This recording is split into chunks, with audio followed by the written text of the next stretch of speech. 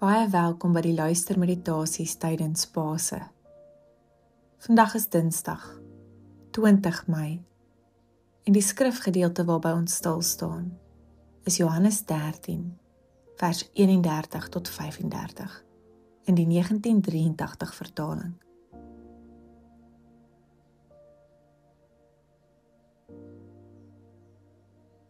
Hierdie luistermeditasie is 'n uitnodiging tot stilte, 'n dieper stilte in ons dikwels gejaagde dag. 'n Stilte waar ons God se stem hoor, in sy woord en in gebed.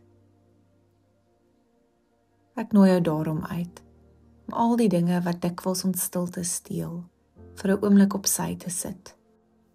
Kry alles wat jy vir hierdie tyd nodig het byderhand. Steek soos ouder gewoonte die Christuskers aan, en haal 'n paar keer diep asem. Vra die Gees om jou dieper die stilte in te nooi.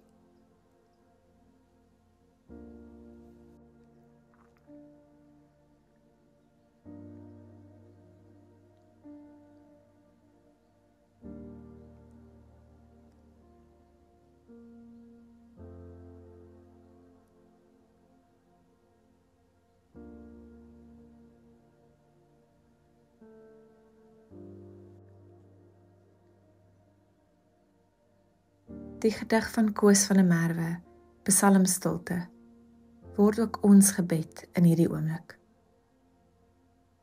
Bring die stilte, Heer, die heilige stilte, die stilte van weet sonder weet, die stilte luider as die groot geraas, die stilte sterker as die woeste storm, die stilte mooier as die somber lied. Bring die stilte, Heer, nie die stilte van sweye of afstand nie die vermoeide stilte by doodloopstrate sonder hoop nie. Bring die stilte, Heer, die stilte word en geen stem kan praat nie, die stilte duideliker as alle antwoorde of woorde, die stilte wat die rus bring, die stilte wat die wete bring, dat U orals en hier is.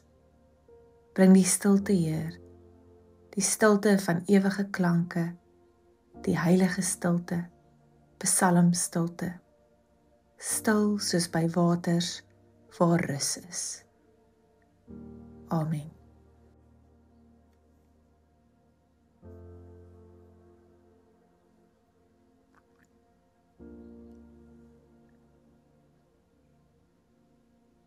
Ons lees uit Johannes 13 vanaf vers 31. Die hoofstuk begin met Jesus wat sy disippels se voete was, waarna hy dan sy verraaier, Judas, aanwys. Judas verlaat dan die tafel, en dan is Jesus alleen saam met die 11 disippels in die bokamer aan tafel. Ons lees vanaf vers 31. Toe Judas uit te sê Jesus, nou word die Seun van die mens verheerlik, en God word deur hom verheerlik. En aangesien God deur hom verheerlik word, sal God self hom ook verheerlik, en hy sal hom binnekort verheerlik. My kinders, ek is nog net 'n klein rukkie by julle, dan sal julle my soek, en soos ek vir die Jode gesê het, sê ek nou vir julle ook. Waar ek heen gaan, kan julle nie kom nie.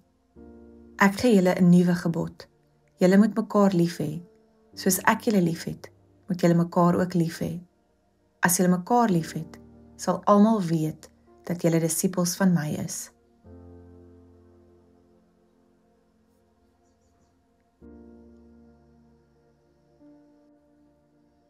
Wanneer die kamer stil word, die borde leeg is en die beker rondgegaan het. Wanneer die verraaier uitgestap het en die nag begin donker raak, dan praat Jesus.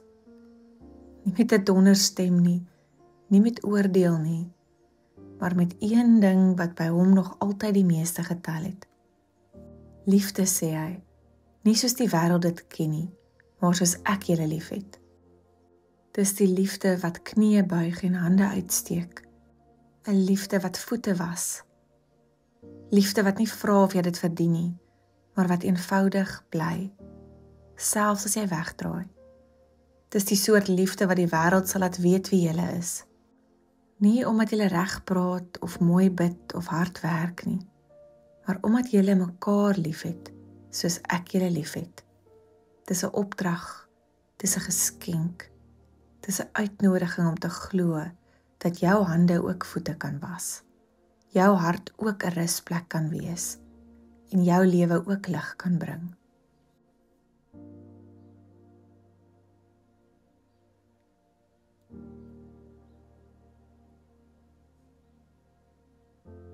In die lig van Johannes 13 vers 31 tot 35 wil ek jou uitnooi om na te dink oor die vraag waaroor die disippels ook sekerlik gedink het.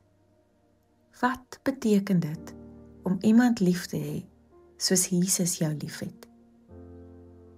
Dink bidend hieroor na.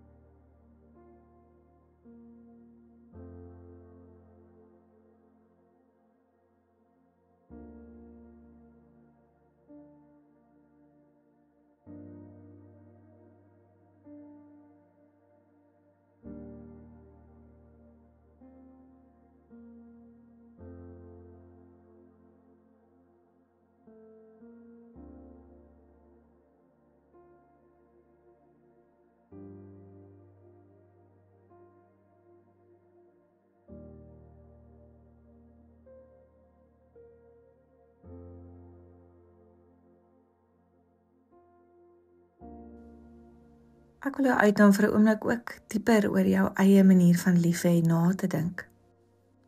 Is daar 'n grens in jou hart waar jy huiwer om oor te tree in liefde? 'n Struikelblok waarmee jy worstel om werklik ten volle lief te hê? En met dit in gedagte, wat vra Jesus van jou om daarmee te doen? Waarheen word jy uitgenooi? Praat gerus in gebed met God hieroor.